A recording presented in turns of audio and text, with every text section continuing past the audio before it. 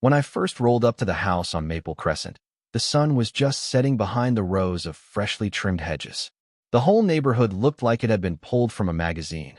Identical mailboxes, polished driveways, and fences so white they almost hurt your eyes. To most people, it was peaceful. To me, it was a new beginning. 6 months earlier, an accident had changed everything. One bad moment on a construction site, one slip, and my legs never fully came back. I spent months learning to move again. Wheelchair, therapy, stubborn determination. So when I finally found a place I could afford, a single-story home with wide doors and a quiet street, I thought I'd found my slice of normal. The first few days were good. Neighbors waved politely. The mailman smiled. Kids zipped by on scooters. And for the first time in a long time, I felt like maybe, just maybe, I could breathe. But one thing was clear from the start. This neighborhood ran on rules.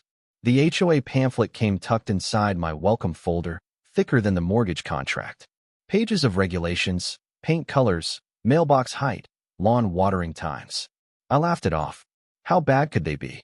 Turns out very. The first issue came up when I started building my wheelchair ramp. Nothing fancy, just a smooth wooden slope from the front door down to the driveway, lined with safety rails and a bit of grip tape so I wouldn't slide during the rain. I'd saved for weeks to buy the materials. My friend Mark helped me assemble it on a Saturday morning.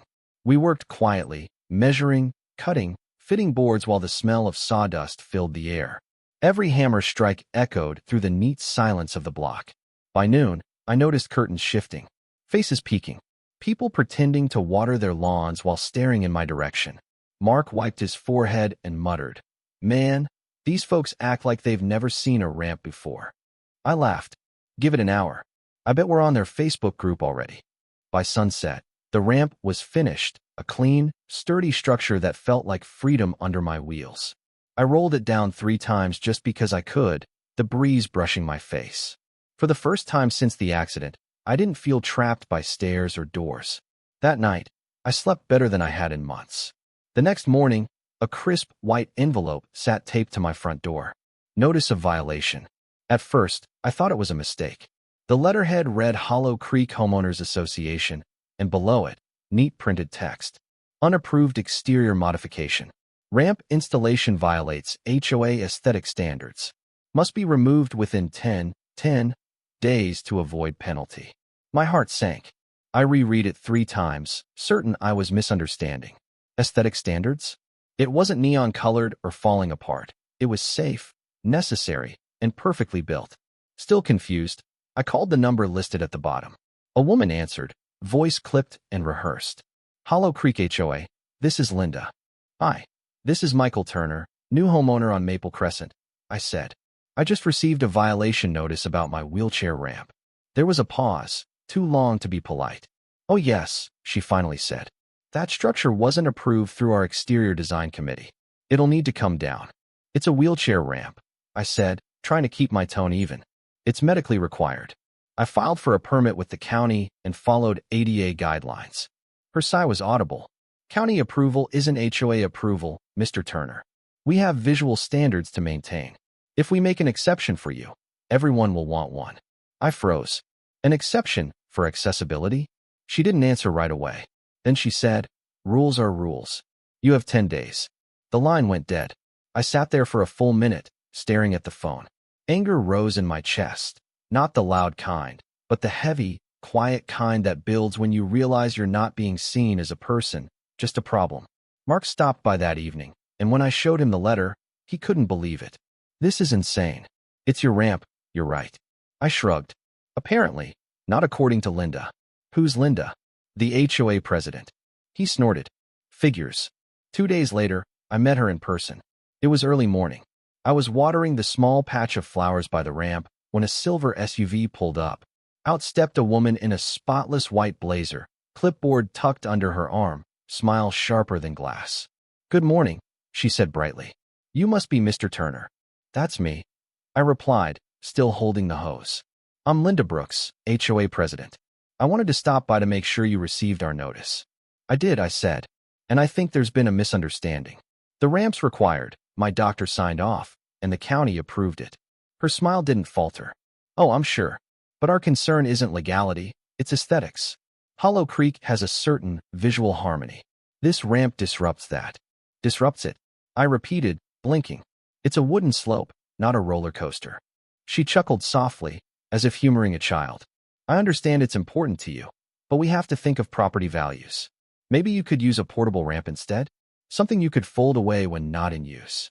I stared at her, disbelief turning to heat in my face. So you want me to take down the only way I can enter my home, because it looks inconvenient to you? Her expression tightened. Please don't be emotional, Mr. Turner.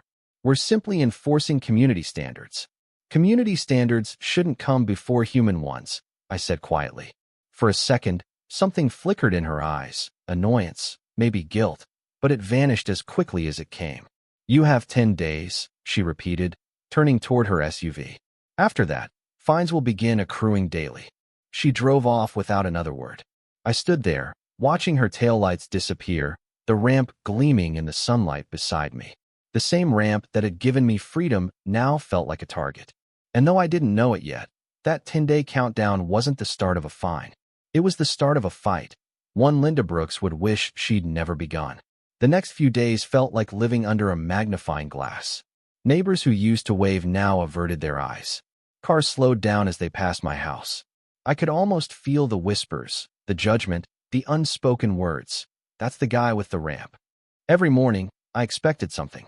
And every morning, something came. Day 2, a bright yellow envelope taped to my mailbox. Reminder, you are out of compliance with HOA exterior regulations. Day 4, a second letter, this time slipped under my door. Final warning, non-removal will result in financial penalty. The letters were cold, robotic, no empathy, just control. By day 6, I couldn't take it anymore. I rolled outside to clear my head, but even that felt like trespassing. I could see Linda's house at the corner, identical to mine, except for the flagpole she'd installed without permission, something she conveniently forgot to register. The hypocrisy burned. I decided to call the HOA office again.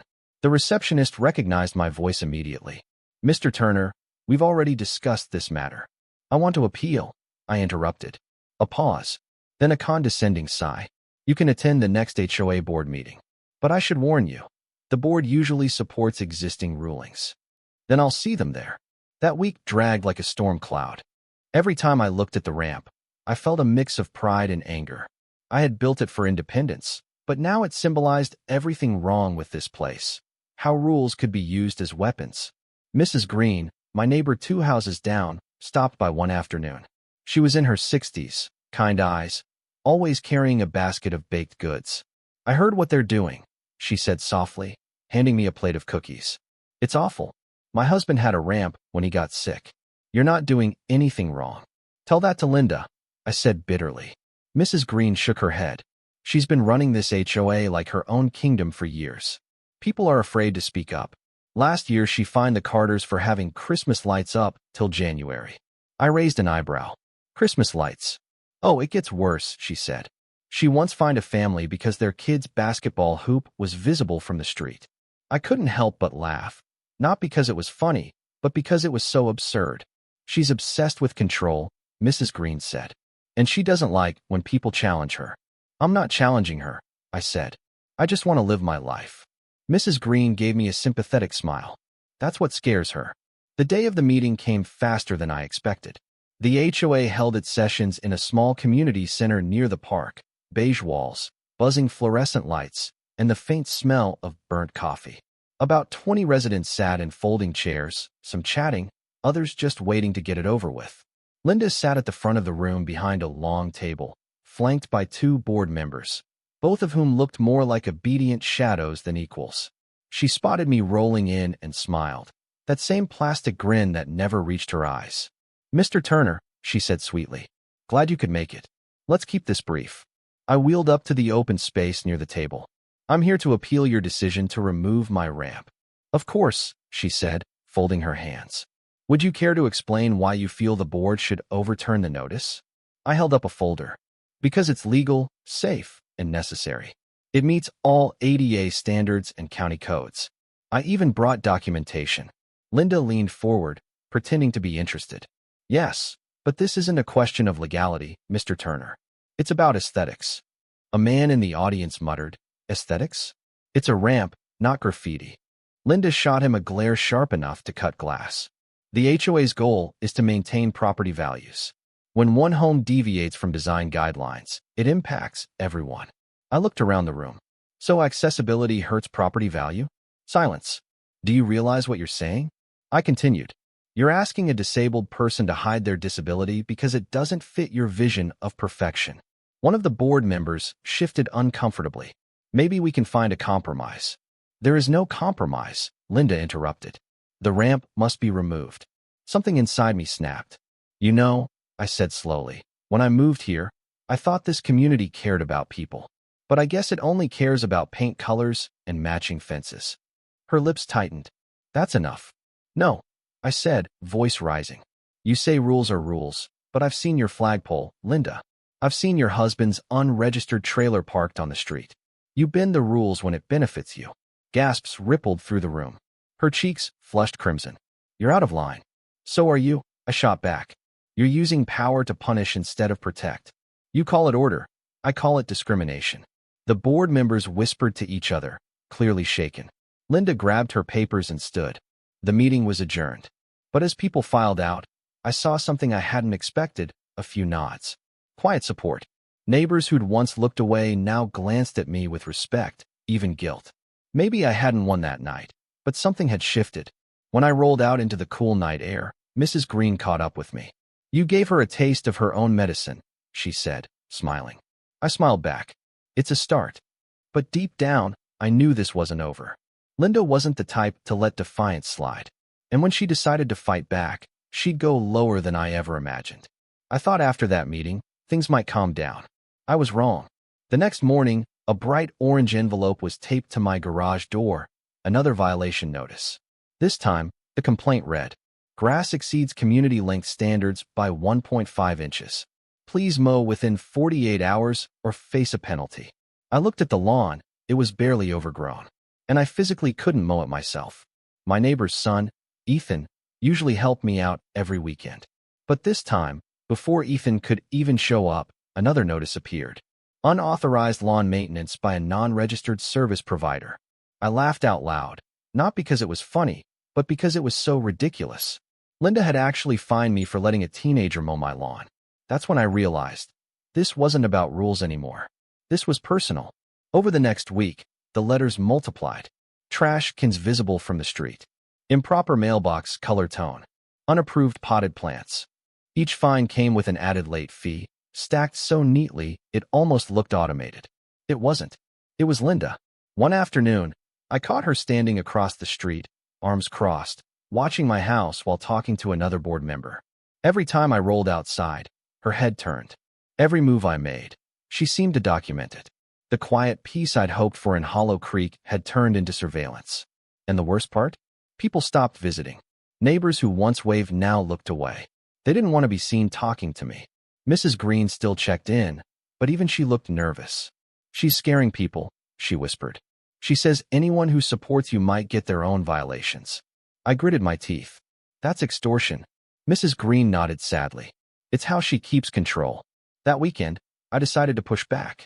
I spent hours photographing every violation letter, recording every conversation, even saving the voicemails she'd left, her voice sharp, dripping with condescension. Then, I drafted a formal complaint to the city accessibility office, attaching everything I'd gathered. When I hit send, a strange calm washed over me. For the first time in weeks, I felt like I'd taken a step forward, even if it was a small one. But the next day, things got worse. At 7 a.m., a pounding knock echoed through my house. When I opened the door, Linda stood there again, clipboard in hand, smile fake as ever. Good morning, Mr. Turner, she chirped. We received reports that your ramp may not meet neighborhood safety standards. We'll need to conduct an on-site inspection. I blinked. Reports? From who? She shrugged innocently. Anonymous concerns. We take resident safety very seriously.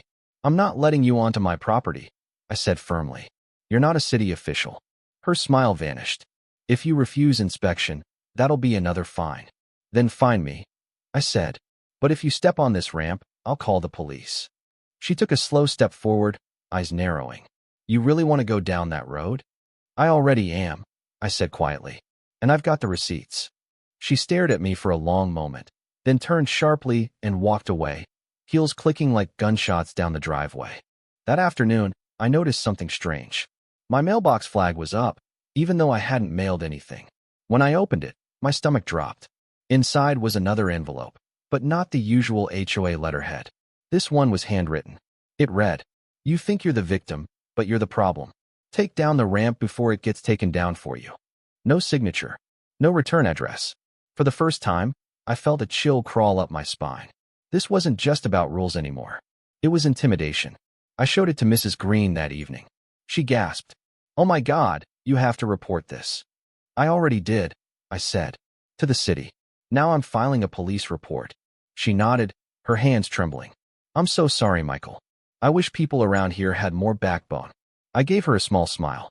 "You're the only one who hasn't lost hers." Days passed. The HOA kept the pressure on. Every morning, I woke up wondering what new accusation I'd find taped to my door. But one morning, something different appeared. A notice on the HOA bulletin board by the park. In bold letters, it read, "Reminder, all exterior structures must comply with HOA aesthetic standards. No exceptions. Non-compliance will result in further action." Underneath it, stapled like a trophy, was a photo of my ramp. That was the final straw. I rolled straight back home, opened my laptop, and wrote a letter directly to the mayor's office. I wasn't expecting much, maybe a form reply, maybe nothing at all. But I didn't care. I was done being quiet. I hit send and closed the laptop. 2 days later, I was sitting on my porch when a white SUV pulled up to the house next door. A moving truck followed close behind. New neighbors. I watched as a man stepped out. Early 40s, sharp suit, but easy smile. He directed the movers calmly, helping them carry boxes instead of just pointing. He looked like the kind of guy who didn't mind getting his hands dirty. When he saw me watching, he waved. "Hey there. I'm Tom, moving in next door." "Michael," I said, waving back. "Welcome to Hollow Creek." He smiled. "Thanks. You've got a great setup here. Love the ramp, by the way." I blinked. "You do?" "Of course," he said casually. "My brother's a contractor. He builds them for veterans all the time." "ADA specs, right?" "Yeah," I said, surprised. "How'd you know?" He shrugged. "You pick up things when you work with the city." "The city?" I asked. He grinned, offering his hand. "Yeah, I'm Tom Harris, new mayor." I couldn't help but laugh, not out of disbelief, but out of pure relief. For the first time in months, it felt like karma had finally checked the address and found Hollow Creek. The next morning felt lighter somehow. Maybe it was the sound of moving trucks instead of HOA warnings. Or maybe it was just knowing that karma finally parked itself right next door. Tom, the new neighbor, the new mayor, had a kind of quiet confidence that made you feel like everything would be okay. He wasn't loud. He didn't brag. But every word he said carried weight. By noon, he was already out front, helping movers haul furniture, chatting with people who passed by. The same neighbors who'd ignored me for weeks suddenly had smiles for him. Typical Hollow Creek. I sat on my porch, sipping coffee, pretending not to watch, until he noticed me and waved. "Hey, Michael," he called out. "Mind if I come over?" "Sure," I said, rolling down the ramp. He stepped closer, eyes scanning it. "That's solid craftsmanship. You build it yourself?" "Yeah," I said proudly. "A friend helped. County approved, too." "Good," he said, nodding thoughtfully. "ADA specs." I raised an eyebrow. "You know about that?" He smiled. "Part of the job. Accessibility laws fall under city oversight. You'd be surprised how many communities still ignore them." That got my attention. "You don't say." He looked at me for a moment, sharp, assessing. "Something tells me you've got a story." I sighed, gesturing toward the ramp. "Oh, you have no idea." We sat outside for an hour as I explained everything. The letters, the harassment, the fines, the intimidation. I even showed him the photo Linda had stapled to the HOA board. By the time I finished, Tom's relaxed smile had vanished. He leaned back in his chair, tapping his fingers against his coffee cup. "So let me get this straight," he said slowly. "You built a wheelchair ramp, fully compliant with county code, and the HOA is fining you for it because it doesn't look good. That's the gist of it." He let out a quiet whistle. "That's not just petty. That's a violation." I blinked. "Of what?" "Federal accessibility law," he said. "The Fair Housing Act. They can't restrict necessary modifications for disability access." Not legally. For the first time in weeks, I felt something I hadn't felt since this all began. Hope. Tom stood up, his voice calm but firm. Do you still have those letters? All of them, I said, nodding toward a binder on the table. He flipped through a few, shaking his head. Unbelievable. She actually put this in writing. Linda doesn't scare easily, I said. She thinks she's untouchable. He smiled faintly. Good thing I specialize in making untouchable people very nervous. Later that afternoon, I watched from my porch as Tom strolled down the street toward Linda's house. No suit, no badge, just casual confidence. He knocked politely. She opened the door, her usual practice smile in place. I couldn't hear their conversation, but I saw her face change. Calm, then confused, then tight with irritation.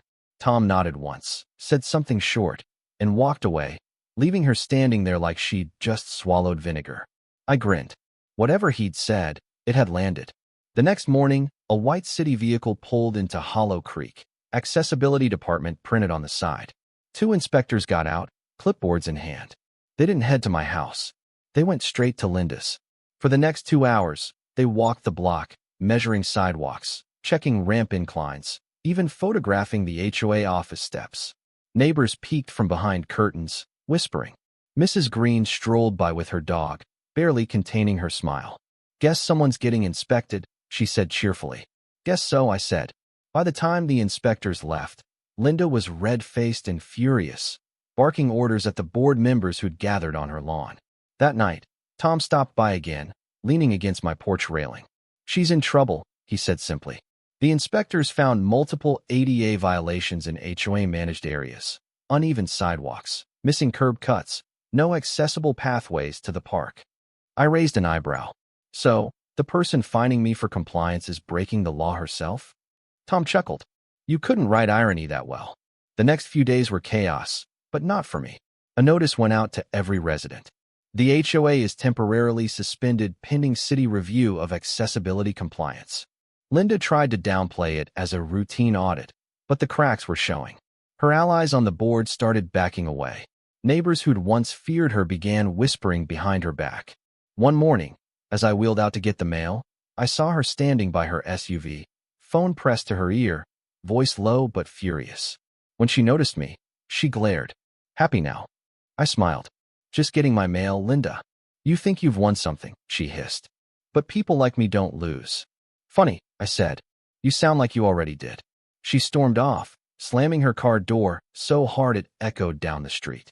That evening, Tom came over again, his expression unreadable. Thought you should know, he said, setting down a folder. City reports finalized. I flipped it open. 15 violations. Everything from improper sidewalk slope to lack of accessible pathways to community buildings. The HOA had ignored standards for years. Tom continued, they'll be fined heavily. And the president, Linda, could face legal action if she doesn't cooperate with remediation. I leaned back, stunned. You did all this quietly. He smiled. Sometimes the loudest justice is silent. Word spread fast. By the weekend, the whole neighborhood knew the truth. For the first time since moving to Hollow Creek, people actually came up to me, not with pity, but with respect. Hey man, one said, sorry for not saying anything sooner. I didn't realize what she was putting you through. It's okay, I said. Better late than never. Even Mrs. Green baked another batch of cookies, this time with a note. To Hollow Creek's quiet hero. I laughed reading it, but deep down, I knew I wasn't the hero here. The real hero was the man who'd moved in next door, the one who used power not to control, but to protect. Because in a neighborhood ruled by fear, the mayor had brought something far stronger, accountability. But Linda wasn't done yet. Humiliated, cornered, and desperate, she started planning her next move, one that would drag the entire neighborhood into chaos. And when she struck again, it wouldn't be with fines. It would be with revenge. For a few days, it felt like Hollow Creek was finally calm again. The inspectors had left. The HOA was on pause. And for once, my mailbox didn't hold any letters with my name spelled in bold red ink. But peace never lasts long when pride is wounded. Linda disappeared for a week. No meetings, no clipboard walks, no SUV parked at the corner like a vulture. I almost thought she'd accepted defeat. Almost. Then came the email. Emergency HOA meeting. Attendance mandatory for all residents. The message was signed by Linda Brooks, HOA president. So much for suspension. Mrs. Green called me that night, her voice shaky. You're not going, are you? Oh, I'm going, I said. If this is her final show, I want front row seats. The meeting took place on a Friday evening, in the same bland community center where she'd first humiliated me. But this time, the energy was different. There was tension in the air, whispers, folded arms, people avoiding Linda's gaze as she stood at the front of the room, pretending everything was fine. I rolled into the room and saw Tom sitting quietly in the back corner. No suit, just jeans and a dark jacket. He gave me a subtle nod. Linda noticed me and smiled. That fake politician smile that never touched her eyes. "Ah, Mr. Turner," she said sweetly. "Glad you could make it. I'd like to address a few misunderstandings about recent events." Misunderstandings? I echoed. "Yes," she said, voice dripping with false calm. "Some people have been spreading misinformation about the HOA's role in community safety. I'd like to set the record straight before the city's interference damages our reputation any further." The room murmured. Someone whispered, "Interference." Linda raised her chin.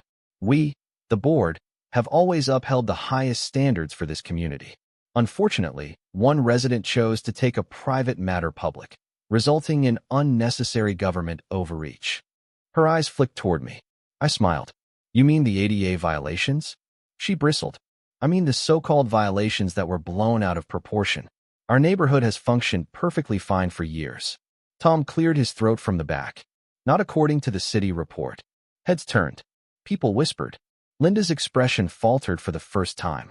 She tried to recover. "And you are?" He stood slowly, pulling out a small folder. "Tom Harris, resident, also mayor of this city." Gasps filled the room. Linda blinked, completely thrown. Tom's voice stayed calm, even friendly. "Linda, you've been under investigation for multiple accessibility code violations and misuse of HOA funds. Care to comment?" Her jaw tightened. "This is a private meeting.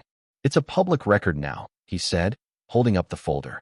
"City inspectors found 15 compliance failures, and the HOA Treasury audit shows missing funds. Over $18,000, to be exact." The room erupted in shocked whispers. One resident shouted, "18,000. Linda's composure cracked. "That's ridiculous. Those were community improvement expenses." Tom nodded. "Expenses like catered lunches, spa receipts, and a personal landscaping service, all charged to the HOA card." Every eye turned toward her. Mrs. Green stood up. "You fined me for having a garden gnome, Linda, and you used our money for a spa day?" The crowd murmured in disbelief. Linda's voice rose, trembling with anger. "You people don't understand how much work I've done for this community. I've given years to make it perfect." "Perfect for who?" I asked quietly. The room went still. She spun toward me, pointing a shaking finger. "For people who care about standards. Not for complainers who hide behind pity and—" Tom cut her off sharply. "Enough." His tone wasn't loud, but it carried weight, authority that silenced the entire room. He stepped closer, locking eyes with her. "You targeted a disabled resident, violated federal accessibility law, and misused community funds. That's not leadership. That's abuse of power." Her voice cracked. "You can't just walk in here and—" "I didn't," he said. "You brought this to me when you broke the law." Then, turning to the crowd, he added, "The HOA is officially dissolved pending a full city review. Any resident fines will be refunded, and anyone intimidated or harassed," he looked at me, "will receive an official apology from this community." The room burst into applause. Linda's face went pale. "You can't do this," she shouted. "You have no authority over us." Tom handed her a document. "City authorization. Signed yesterday." She looked at the paper, her hands trembling. For a moment, she tried to speak, but no words came. The clipboard she'd once wielded like a weapon slipped from her fingers and hit the floor with a hollow thud. As the meeting ended, people crowded around Tom and me, shaking hands, apologizing, thanking. Mrs. Green hugged me tightly. "You did it, Michael. You actually did it." I shook my head, smiling. "No, we did." From across the room, I caught one last glimpse of Linda. She stood by the exit, shoulders slumped, face drained of power. For the first time, she looked small. Not the queen of Hollow Creek. Just another person who thought rules made her untouchable. until the truth made her human again. Tom walked over, watching her go. Funny thing about power, he said. It only lasts as long as people let it. I nodded. She learned that the hard way. He smiled. So did the neighborhood. That night, I sat on my porch again. The street was quiet, not tense, not fearful, just peaceful. The ramp glowed under the porch light, no longer a symbol of conflict, but of victory. A soft knock interrupted my thoughts. Tom stood there, holding a small envelope. What's this? I asked. Official notice, he said. City Council approved a grant for community accessibility upgrades, new sidewalks, park access, and public ramps. Thought you might want to be on the committee. I grinned. You're serious? Dead serious, he said. After all, you've already proven you care more about this community than most. I laughed quietly. Guess I'm not the neighborhood problem anymore. Tom smiled. No, Michael, you're the neighborhood standard. But deep down, I knew this wasn't just about winning an argument or ending an HOA feud. It was about something bigger, standing your ground when you're right, even when it feels like the whole world's against you. Because sometimes, justice doesn't come knocking with sirens and badges. Sometimes, it moves in next door with a smile and changes everything. After the meeting, Hollow Creek didn't feel the same. It felt alive again. For months, the air here had been thick with tension, fear, and whispered gossip. Now, people actually smiled. Kids played basketball in driveways again. Porch lights glowed at night. Neighbors waved instead of watching. But for Linda, that night marked the beginning of her unraveling. The next morning, city officials arrived with folders, clipboards, and cameras. They weren't here for me this time. They were here for her. Linda tried to act calm, but you could see the panic in her movements, pacing her porch, clutching her phone, whispering into it like a drowning person reaching for anything to grab onto. Word spread that she'd been called into a formal hearing at City Hall to answer for financial misconduct and accessibility violations. The same woman who once fined me for my ramp was now facing $25,000 in fines herself, plus an investigation into embezzlement. For days, the neighborhood buzzed. I heard she used HOA funds to pay for a vacation, one neighbor whispered. Spa days, too, another added. Meanwhile, she fined my son for having a welcome mat that didn't match the color chart. Even the people who had feared her began laughing about her hypocrisy. Justice wasn't just being served, it was being celebrated. Tom, as always, handled everything with quiet efficiency. He didn't gloat. He didn't parade victory. He simply made things right. He hosted a neighborhood meeting, not in a fancy hall, but right at the park where the sidewalks had just been marked for accessibility upgrades. No clipboards, no threats, no fake smiles, just people sitting in lawn chairs, listening. Change starts with accountability, Tom said, his voice calm but firm. And accountability starts with admitting what went wrong. Hollow Creek can't erase its mistakes, but it can rebuild stronger, fairer, and more human. He looked over at me and nodded. I nodded back. For the first time, the community voted, not out of fear, but choice.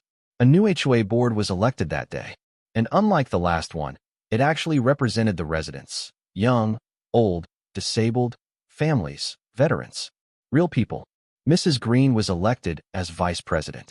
When her name was called, she laughed through tears. If Linda could see this now, she'd faint. I grinned. Let's hope she's sitting down then. Meanwhile, Linda's world crumbled quietly.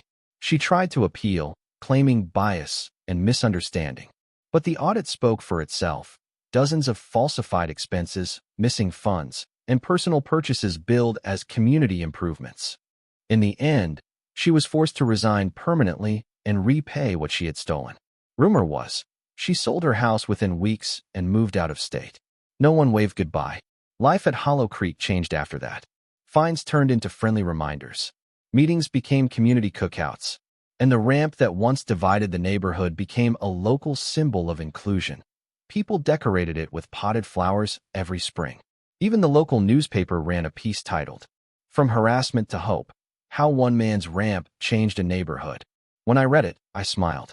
Not because I wanted attention, but because it meant something had shifted. People cared again. One morning, about a month later, Tom stopped by with blueprints tucked under his arm. "Got a minute?" he asked. "Always," I said. He unrolled the papers across my porch table. City's launching an accessibility initiative. Ramps, curb cuts, building entries, all redesigned to meet code. I'm calling it the Hollow Creek Project. I smiled. Named after the place that broke the rules? He grinned. Named after the place that fixed them. We both laughed. Then he added, I was hoping you'd chair the community committee. You've already proven you know how to fight for what's right. I looked at the blueprint. Ramps, walkways, lifts, all connected, all equal. And for a long moment, I couldn't speak. Finally, I said, count me in. That night, as the sun dipped low, I rolled down my ramp, the same one that started it all, and looked at the neighborhood bathed in golden light. The ramp creaked softly under my wheels, but this time it didn't feel like a burden. It felt like victory, because every plank, every nail, every fine, and every fight led to this. A community that finally learned what real strength looks like. Mrs. Green waved from her porch, a pie cooling on her windowsill. You made this place better, you know, she called out. I smiled. We all did. Later, as I sat there watching kids race down the sidewalk, now perfectly smooth, safe, and accessible, I thought about everything Linda had tried to take away. My freedom, my dignity, my peace. But what she didn't realize was that real power doesn't come from fear, or titles, or clipboards. It comes from standing firm when the world tries to push you back. And sometimes, the ramp they try to tear down becomes the very bridge that rebuilds everything they destroyed. But just when it seemed like everything had settled, one small envelope appeared in my mailbox. No return address, no name, just a folded piece of paper inside. It read, You might have won this one, but Hollow Creek isn't finished with you yet. I stared at it, half laughing, half sighing. Because deep down, I knew. Every HOA has another Linda waiting in line. But this time I was ready. A few weeks after Linda's fall, I got an unexpected call from City Hall. The voice on the other end said, Mr. Turner, the mayor would like to invite you to our upcoming community awards event. I smiled. Let me guess, more fines? The caller laughed. No, sir. Recognition. The event took place downtown, in the same building where Linda had faced her hearing. But this time, the hall was filled with laughter, applause, and people who believed in change, not control.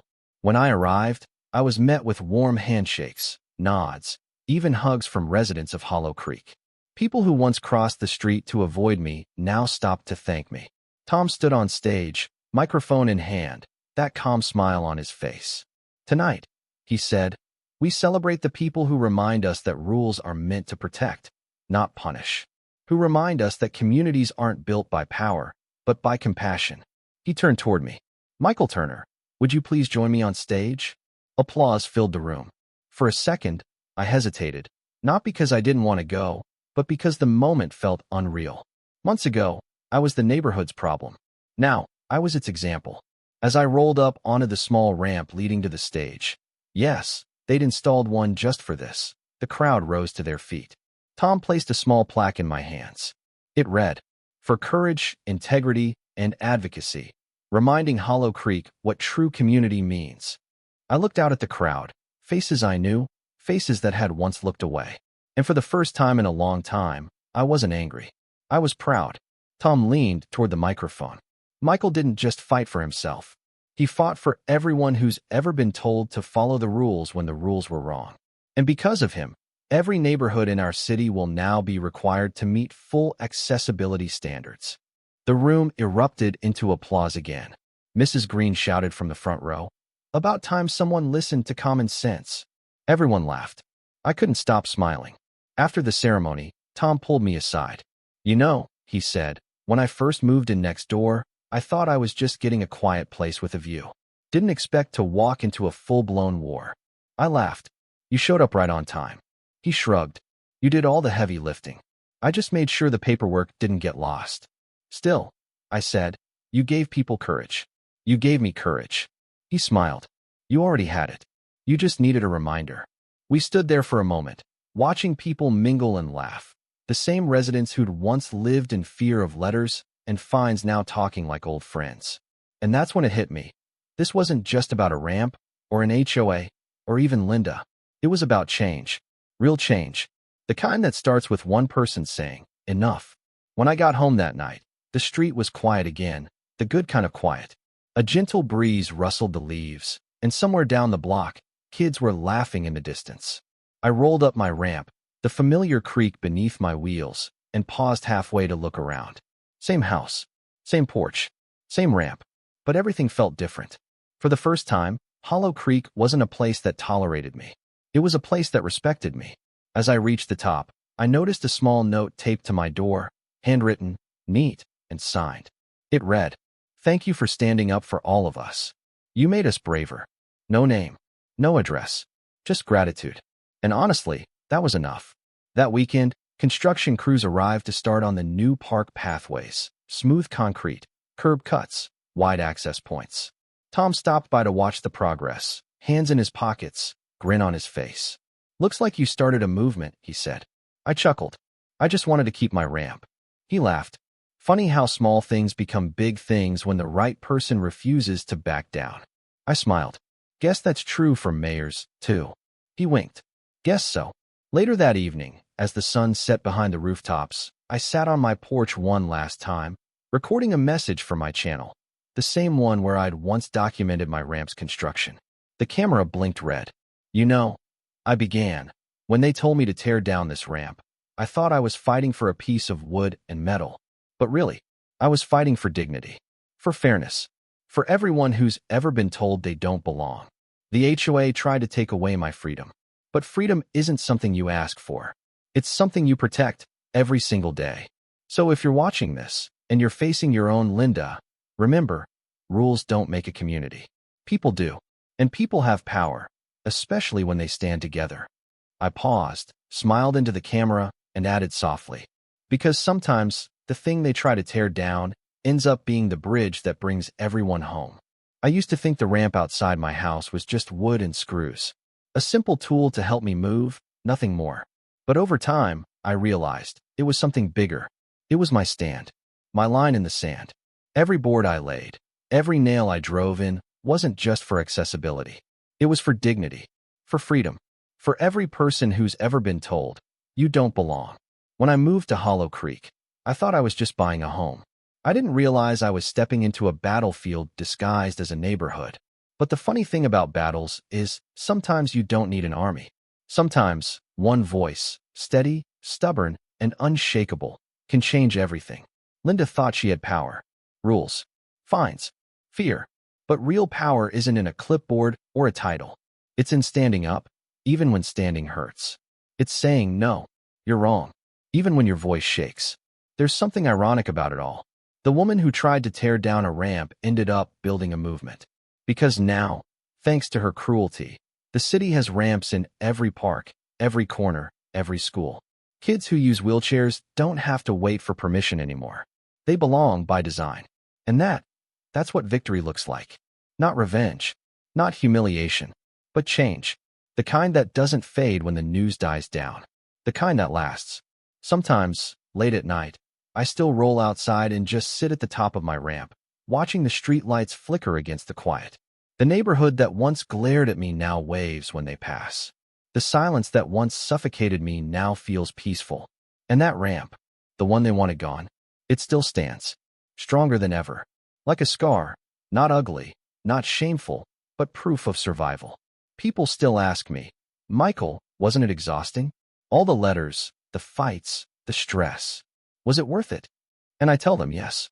Because sometimes, standing up for yourself isn't just about you.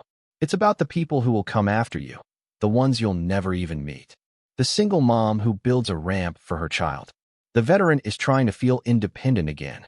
The old man who refuses to hide behind closed doors. They deserve better. And if I had to fight all over again, I would. When I first rolled up that ramp, I felt free. When I defended it, I felt human. But now, I feel something greater. I feel at home. Because home isn't just a roof or a street name.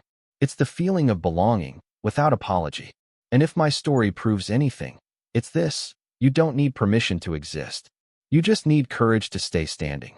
Even when the world tells you to sit down.